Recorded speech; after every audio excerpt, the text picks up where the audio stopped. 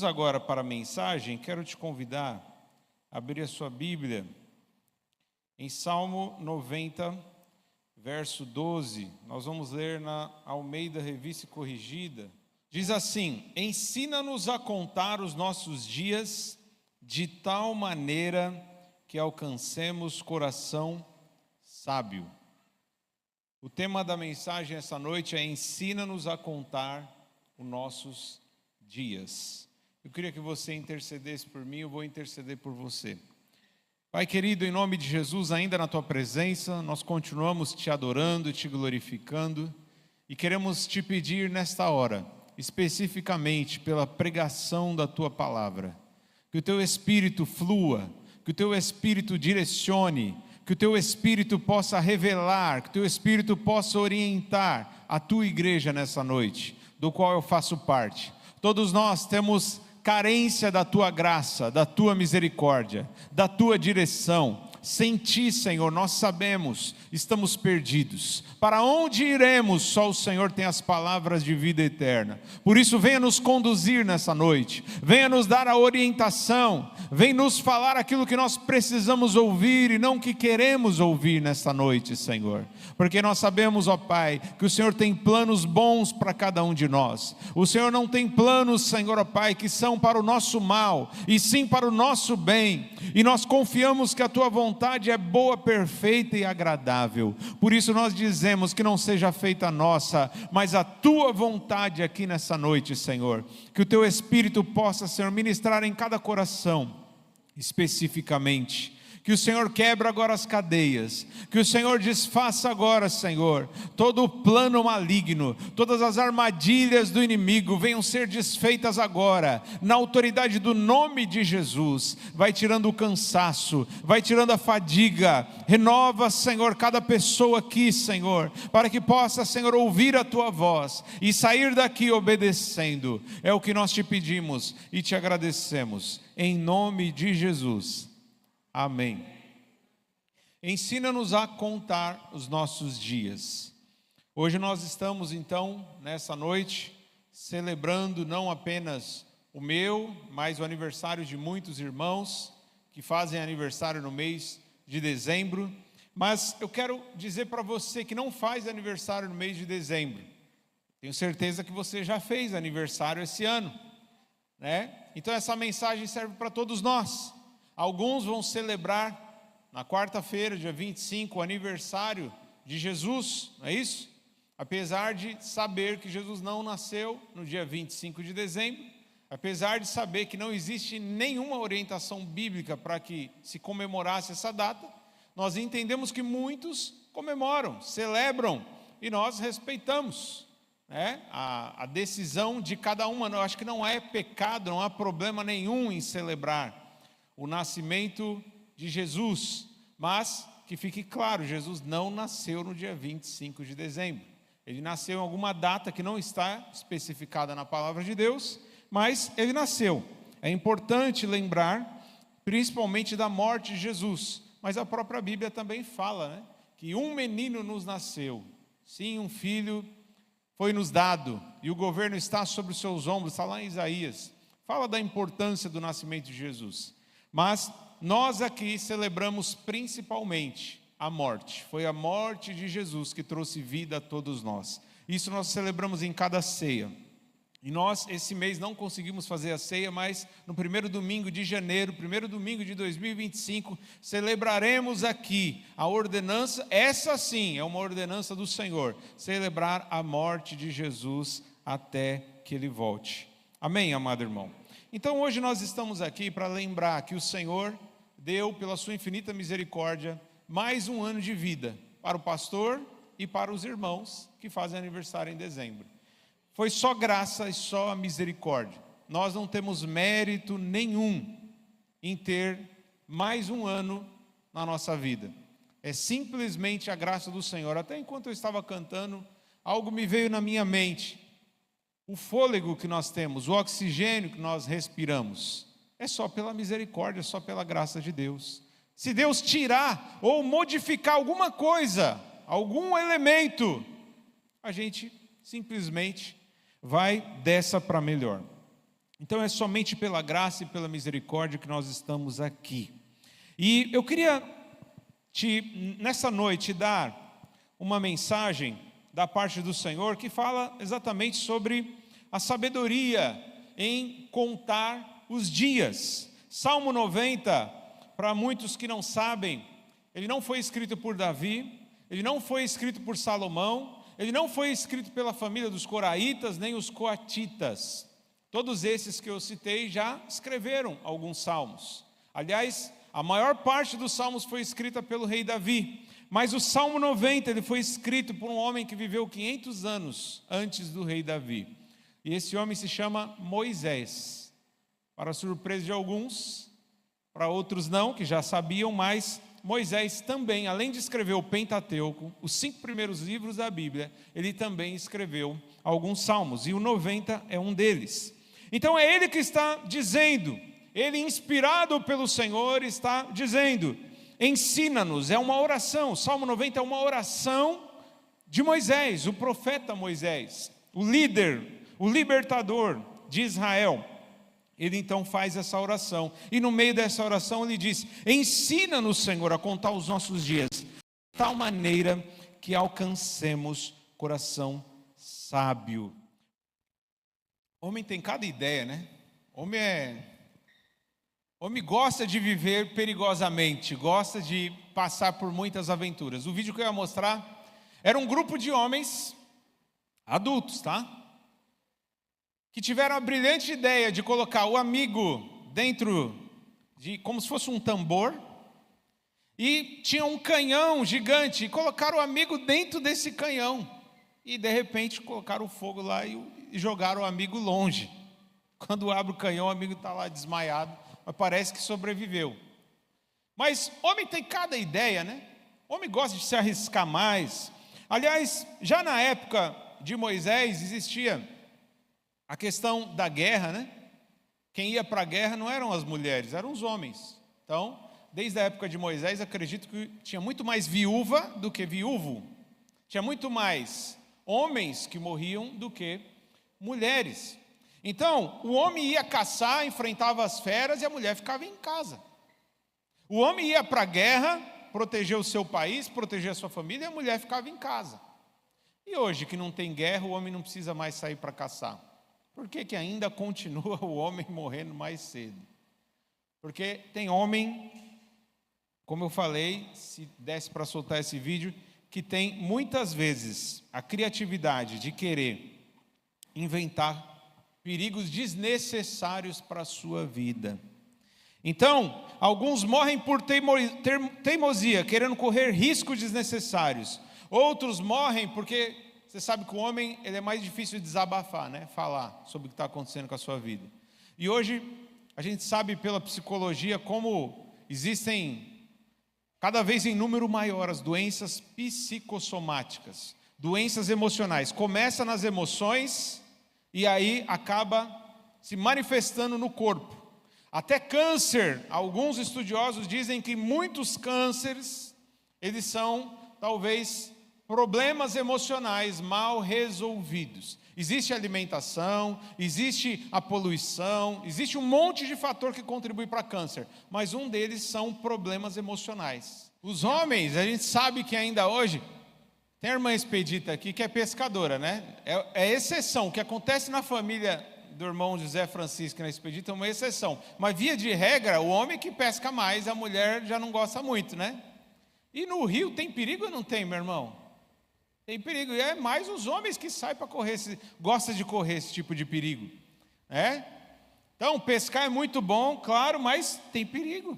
Eu vi pessoas que são moradores de Sales há muito tempo falar assim, eu não entro mais no rio, porque depois que eu vi uma sucuri, vi não sei o que, eu já não entro mais. Mas tem muitos que falam, não tem nada não, não tem problema não, né? E é por isso que muitos acabam indo antes das mulheres. Então, amado irmão, como eu estava falando, alguns é por teimosia, gostam de correr risco desnecessário. Outros, porque guardam as mágoas, não querem desabafar, não querem falar, ficam guardando, retendo então sentimentos ruins e acaba manifestando doenças, às vezes mais rápido do que as mulheres. E outros, meus irmãos, às vezes tem aquela teimosia que o homem não gosta de ir no médico, né? Eu sei que tem homem que, se deixar, mora no hospital. Mas a maioria dos homens não gosta, só vai no hospital quando está morrendo. Sim ou não, irmãos? A mulher, ela vai, por exemplo, para tratar da questão, né, íntima. A mulher, ela vai regularmente, vai pelo menos uma vez ao ano ali no ginecologista. Os homens têm o urologista, quantas vezes vai no ano no urologista? Tem homem que nem sabe o que é isso. Eu me lembro que eu fui uma vez. Olha que questão interessante, curiosa. Porque o homem só vai quando ele está morrendo. Não gosta de ir no médico, não gosta de, fazer nenhum tipo de tratamento preventivo, nada disso. O homem, ele fala assim, eu aguento, eu sou forte, eu vou até não aguentar mais. A mulher não. Ela se cuida mais. Então, está aí talvez uma das explicações por que o homem vive menos e por que a mulher vive mais. Amém? Faz sentido, irmãos? Faz sentido isso? Mas olha que interessante, 3.500 anos atrás, Moisés diz que a expectativa do homem é de 70 a 80. Quem passa disso vive com dores, sofrimento. E, baseado na estatística da expectativa de vida do Brasil, parece que depois de 3.500 anos, continua dentro dos 70, 80 anos, seja para homem ou para mulher. A média de vida é essa, meu irmão. É uma realidade dura, mas não deixa de ser uma realidade. É algo que nós não queremos pensar, é algo que nós queremos fugir, mas é uma realidade, é um fato que nós precisamos encarar. Nós que somos cristãos mais do que as pessoas que estão lá fora. Porque nós sabemos que o próprio Jesus, o nosso Senhor, aquele que tinha poder para acalmar a tempestade, ele morreu aos 33 anos. É verdade, ele ressuscitou o terceiro dia, mas a missão dele acabou aos 33 anos. Ele ficou mais aproximadamente uns 40 dias depois da ressurreição e voltou para o Pai. Então, eu não sei quanto tempo é a minha missão aqui nesse mundo. E você, sabe quanto tempo você tem na sua missão, na sua jornada aqui nessa terra? O fato é, nós vemos homens de Deus e mulheres de Deus morrendo precocemente. João Batista, ainda jovem, perdeu a sua cabeça. Levaram numa bandeja a cabeça de João Batista. E Jesus falou que João Batista era um homem cheio da unção. A Bíblia diz que João Batista era cheio do Espírito Santo ainda no ventre da sua mãe. Quando Maria se aproxima de Isabel, as duas grávidas, uma de Jesus, a outra de João, a Bíblia fala que um menino que estava na barriga de Isabel começou a se mexer. E era cheio do Espírito, desde o ventre. Um homem cheio da unção, cheio do poder. Mas morreu precocemente. Jovem. Simplesmente porque pregou para Herodes se arrepender do pecado de estar pegando a mulher do seu próprio irmão. Então, amado irmão, a gente não sabe quanto tempo nós temos de vida. A gente não sabe por quanto tempo vamos fazer aqui a nossa missão. Mas, mesmo passando tanto tempo, a expectativa de vida, a média continua a mesma. E aqueles que passam de 70 a 80, e eu sei que aqui tem pessoas que passam 70 a 80, a vida que você tem hoje, ela é mais fácil e mais saudável do que aquela que você tinha quando era jovem? O que vocês me dizem? Ou é uma vida um pouco mais difícil? Sofrimento, problemas que não tinha no passado e passaram a aparecer, é o que diz a palavra de Deus. A vista já não é mais a mesma, já não enxerga da mesma forma, já não ouve, já não consegue se movimentar. Antes pulava, agora não consegue pular mais. É dor na coluna, é dor nas pernas, é dor no joelho, é dor na junta. Inclusive alguns falam que é problema de junta, né? Junta tudo e joga fora. Mas não é, é a vida, meu irmão. É a vida, isso está escrito na palavra de Deus. E não tem como eu fugir disso. Eu sei que o meu tempo também vai chegar. Aliás, já está chegando. Já não estou enxergando direito de um olho, vou ter que usar óculos, vou ter que procurar um oculista. Não é? Sei que já tenho problema na coluna, de sentar errado, ficar com a postura errada. Minha esposa tem reclamado até pela profissão dela, né? Dores constantes no braço, dores nas costas. Não é isso? Agora, quando tinha 18 anos, tinha isso? Essas dores? Não tinha. Mas faz parte, faz parte. Agora, Como diz Billy Graham, a Bíblia é mais atual do que o jornal de amanhã. A palavra de Deus, ela é mais atual do que a notícia que vai chegar ainda amanhã, que ainda nem aconteceu. Tem gente que fala assim, a Bíblia é um livro ultrapassado, a Bíblia é um livro, foi escrito há mais de 2000 anos. Como você pode acreditar num negócio desse? Porque Moisés disse que a expectativa de vida do homem era 70 a 80. E hoje passaram-se 3.500 anos e continua sendo entre 70 a 80 anos, a média. Alguns menos, outros mais. A Bíblia é mais atual do que o jornal de amanhã. Amado irmão, e nós precisamos dar valor à palavra de Deus. E é isso que a palavra de Deus está nos orientando nessa noite. Ensina-nos, Senhor. Você precisa orar a Deus para que Ele te ensine a contar os seus dias. Que Ele te ensine a encarar a vida da forma como ela é. A vida é breve. E por ser breve, eu não posso viver de qualquer maneira. Eu tenho que viver de maneira sábia, porque a qualquer momento, a qualquer minuto, a trombeta pode tocar. A qualquer momento, Jesus pode voltar para mim.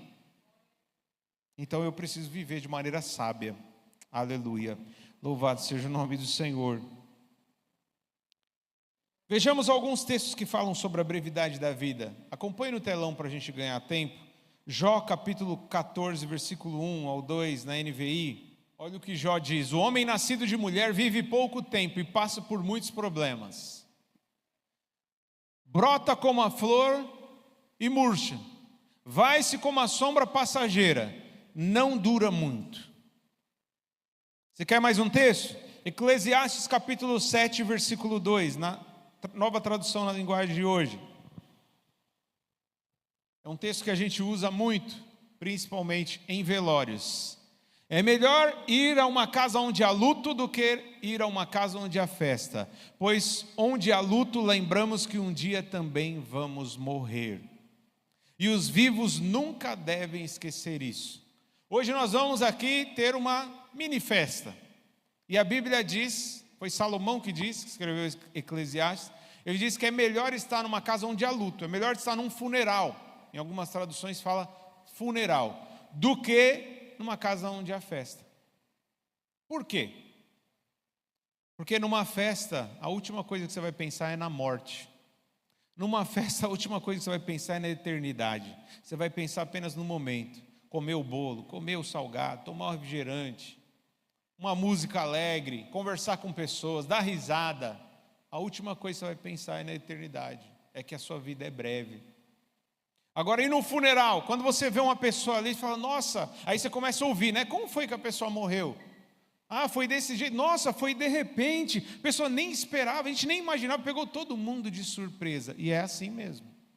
Na maioria das vezes, pega todo mundo de surpresa. Então, Salomão diz, é melhor ir, é muito mais sábio ir num velório do que numa festa. Só que hoje é uma festa diferente, né? Porque eu estou lembrando vocês sobre a brevidade da vida e sobre a morte. Que nós vamos morrer. E se nós não morrermos, Jesus vai voltar e Ele pode voltar quando a gente menos espera. Vamos mais um texto? Tiago, capítulo 4, versículo 13. Nós já estamos terminando. Tiago 4, verso 13. Vamos ler na NVI. Diz assim: ouçam agora vocês que dizem, hoje ou amanhã iremos para esta ou aquela cidade. Passaremos um ano ali, faremos negócio e ganharemos dinheiro. Vocês nem sabem o que acontecerá amanhã. Que é a sua vida? Vocês são como a neblina que aparece por um pouco de tempo e depois se dissipa. Em vez disso, deveriam dizer, se o Senhor quiser, viveremos e faremos isto ou aquilo. Tudo que a gente for fazer, meu irmão, qualquer decisão que a gente vai tomar, a gente nunca pode esquecer de falar, se Deus quiser permitir, se estivermos vivos. Por quê? O que é a nossa vida, meu irmão? Nossa vida é como uma neblina. Amém, irmão? Você entende? A sua vida é como uma neblina. Somos passageiros, meu irmão. Aqui nós estamos apenas de passagem. Então, se o Senhor quiser, se Ele permitir, se estivermos vivos, faremos isso, faremos aquilo. Agora olha a parábola que Jesus vai contar em Lucas 12:16. Coloca esse na Nova Tradução na linguagem de hoje. Lucas 12:16. Diz assim: então Jesus contou a seguinte parábola. As terras de um homem rico deram uma grande colheita. Então ele começou a pensar: eu não tenho lugar para guardar toda essa colheita. O que é que eu vou fazer? Já sei, disse para si mesmo. Vou derrubar os meus depósitos de cereais e construir outros maiores ainda. Neles guardarei todas as minhas colheitas, junto com tudo que tenho. Então direi a mim mesmo: homem feliz, você tem tudo de bom que precisa para muitos anos. Agora descanse, coma, beba e alegre-se. Mas Deus lhe disse: seu tolo, essa noite você vai morrer. Aí quem ficará com tudo que você guardou? Sabe quando a gente trabalha que nem doido, que nem condenado para conquistar, para ter o nosso patrimônio, para ter tudo, e a gente só pensa no trabalho, só pensa no dinheiro e nem lembra que Deus existe, nem lembra que você não vai durar para sempre. E muitas vezes as pessoas falam assim: eu quero só fazer meu pé de meia, eu quero amarrar o meu burro na sombra, eu quero ter uma vida estabilizada, uma vida tranquila, aí sim eu vou ter tempo para Deus. Mas primeiro, agora, Deus, fica de lado um pouquinho, agora eu vou começar a conquistar, ganhar dinheiro, acumular e acumular e acumular. E às vezes a pessoa morre e tudo o que ela conquistou fica para alguém que nem trabalhou, nem lutou. Por quê? A vida é breve, meu irmão. A nossa vida é passageira. Se nós completamos mais um ano de vida, é somente porque Deus quis, na sua vontade soberana, na sua infinita graça e misericórdia. Muitas vezes vivemos de maneira errada, amado irmão. Preste atenção no que eu vou falar. Muitas vezes vivemos de maneira errada. Sabe por quê? Porque esquecemos o quão frágeis nós somos. Esquecemos quão rápida é nossa passagem aqui na terra. Agora, você quer ser uma pessoa sábia? Você quer ter a sabedoria nessa noite? Então você precisa entender que a vida é breve e que por isso deve viver todo dia como se fosse o último, em santidade, em obediência a Deus, em justiça, em amor ao próximo. Fazendo isso, você estará sendo sábio. Então a volta de Jesus, seja ela literalmente, ou seja, através da nossa morte, a volta de Jesus está mais próxima do que nunca. Está cada vez mais próxima a volta de Jesus. E a Bíblia diz que Jesus virá de repente, como um ladrão na noite. Você sabia disso? Você sabia que Jesus virá como um ladrão? E muitos podem pensar: como assim como um ladrão? Jesus não tem nada a ver com ladrão, realmente. Jesus não rouba, Jesus não mata, Ele dá vida, Ele salva. Mas a volta dele vai ser como um ladrão que aparece de repente no meio da madrugada e pega a pessoa muitas vezes desprevenida, dormindo, distraída. Olha comigo Mateus capítulo 24, verso 43. Tenha paciência, meu irmão, vai valer a pena, amém? Mateus 24, 43, na NVT. Diz assim: entendam isso, se o dono da casa soubesse exatamente a que horas viria o ladrão, ficaria atento e não permitiria que a casa fosse arrombada. Estejam também sempre preparados, pois o Filho do Homem virá quando menos esperam. Se você soubesse que vai vir um ladrão na sua casa às 3 horas da manhã, você ia dormir em paz, tranquilamente? Não, né? Você ia ficar preparado. No mínimo você ia chamar a polícia, pedir para ter uma escolta ali ao redor da sua casa.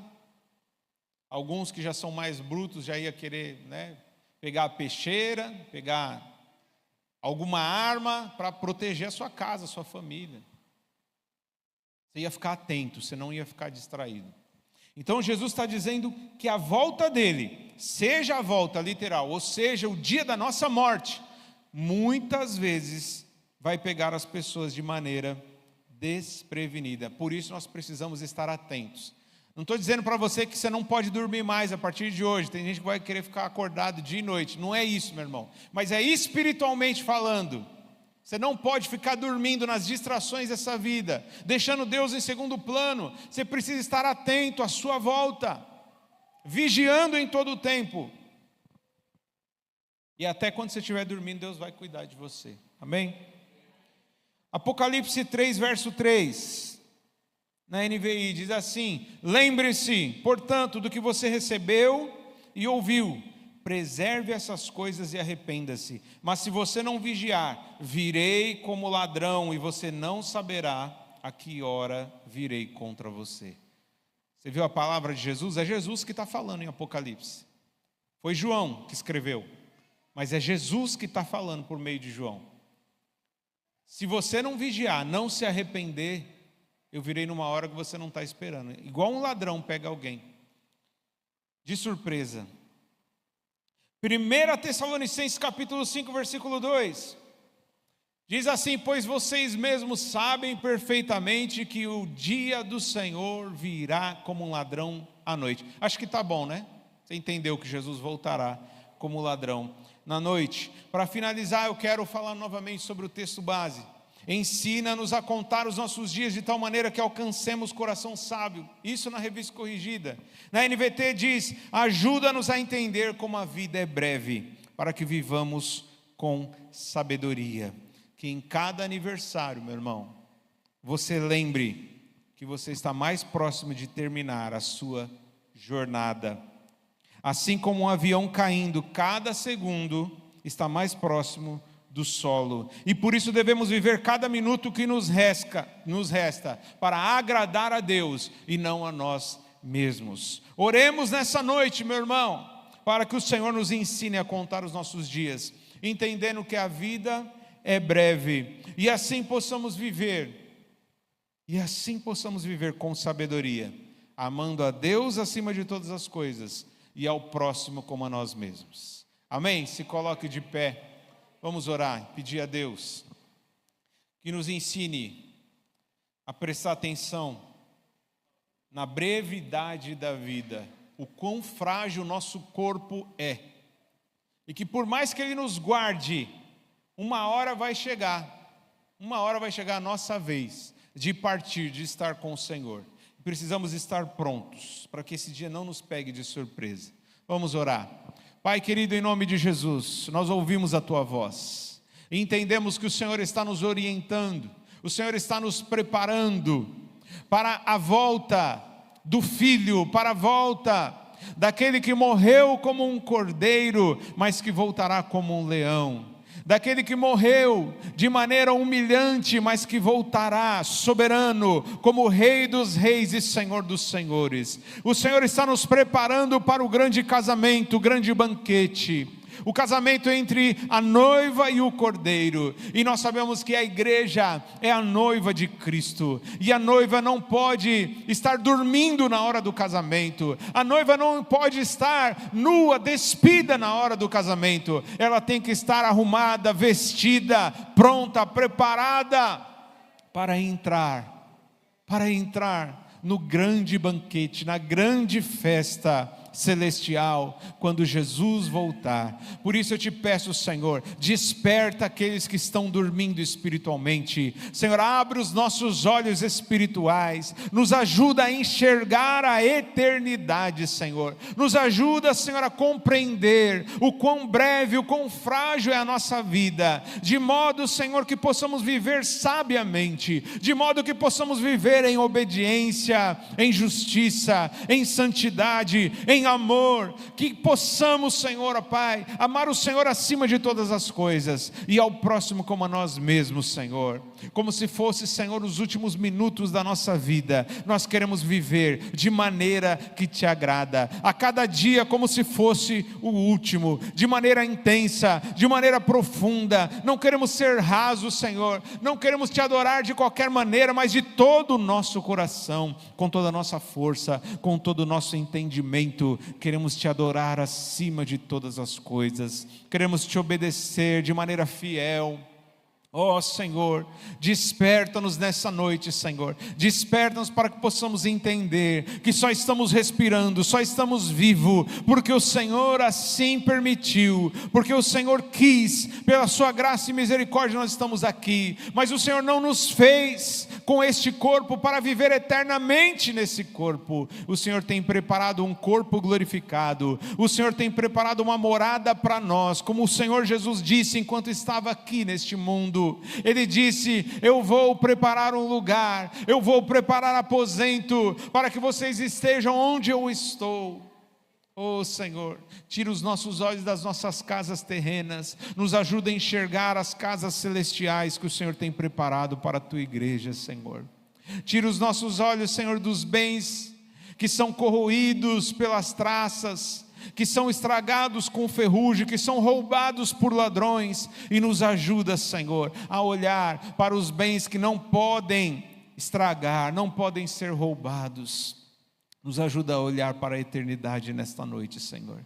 É o que eu te peço em nome de Jesus. Nós te louvamos, te agradecemos, Senhor, por mais um ano de vida que o Senhor deu para aqueles que fizeram aniversário nesse mês, Senhor. Obrigado por mais um ano de vida, Senhor. Não sabemos quanto tempo ainda temos, não sabemos quanto vai durar a nossa jornada, a nossa missão aqui nessa terra, mas, Senhor, enquanto estivermos aqui, Senhor, queremos viver da melhor maneira, da maneira que te agrada. É o que nós te pedimos, Senhor, e te agradecemos, em nome de Jesus. Amém. Amém, meu irmão. Glória a Deus. Aleluia. Eu quero passar a oportunidade para... Amém, meus irmãos. Quero entregar aqui o pastor Samuel, presente da igreja, externando, a nossa gratidão por mais um ano de vida. Quem que está fazendo aniversário também em dezembro? Quem são os aniversariantes? Pode vir aqui na frente que a gente vai estar orando por todos. Todos os aniversariantes. Pode descer lá também, se você também é.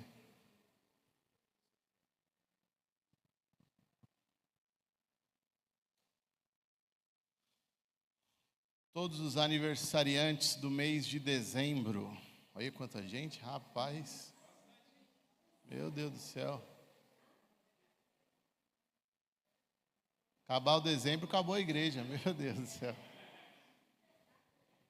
Amém? Vamos estender as nossas mãos. Senhor Deus, obrigado, Pai, por todos esses que estão aqui, que este mês completaram mais um ano de vida. Mais um mês, mais um ano.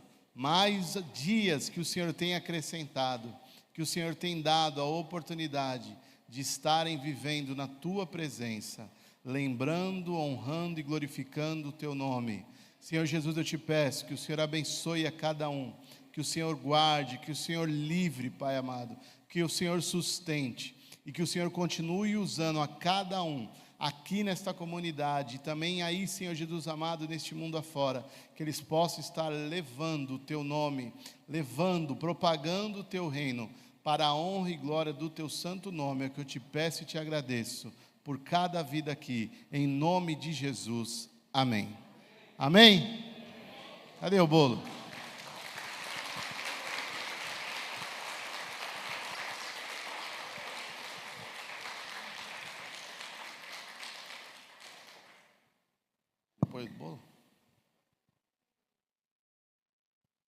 Amém. Obrigado, igreja. Quer que abra o presente? Os irmãos querem que abra? Então fala, abre.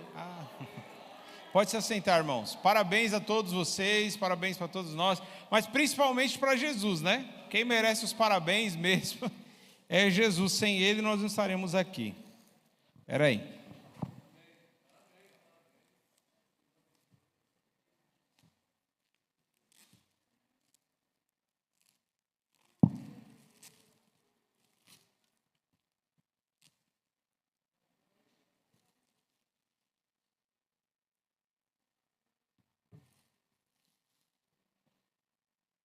Olha aqui o presente, irmãos. Estão pedindo para o pastor ler. Lidere com... Tem uma etiqueta aqui. Em mente. 7 princípios de liderança para uma igreja prevalecer. Então eu vou ler para pregar melhor, cuidar melhor de cada um de vocês. E que no próximo ano, se Deus permitir, se Ele quiser, nós vamos trabalhar muito mais, servindo a igreja, apacentando o rebanho que é de Deus. Amém? Sou muito grato a todos vocês, mas principalmente ao Senhor, né? E agora nós estamos nos preparando, então, para comer o bolo. Vamos fazer a oração da multiplicação, mas eu acho que dá, né? Vamos orar. Pai, muito obrigado por este culto, pela tua santa e gloriosa palavra, pelo teu Santo Espírito que se faz presente. Obrigado, Senhor, pela tua misericórdia. Eu te peço, Senhor, antes de pedir para que o Senhor leve cada um, eu quero te agradecer por este bolo, pelo refrigerante, pela oportunidade de comunhão, confraternização que o Senhor nos dá como igreja, Senhor. Que possamos ter cada vez mais vínculos, Senhor, de amizade sadia, cristã, que possamos viver cada dia como uma grande família espiritual. É o que eu te peço em nome de Jesus. Leva cada um para os seus lares, debaixo da tua proteção. E ao despedir nós dizemos que o grande amor de Deus, que a graça incomparável do nosso Senhor e Salvador Jesus Cristo, que a comunhão e a consolação do Espírito Santo sejam com todos, desde agora e para sempre. Amém. Amém.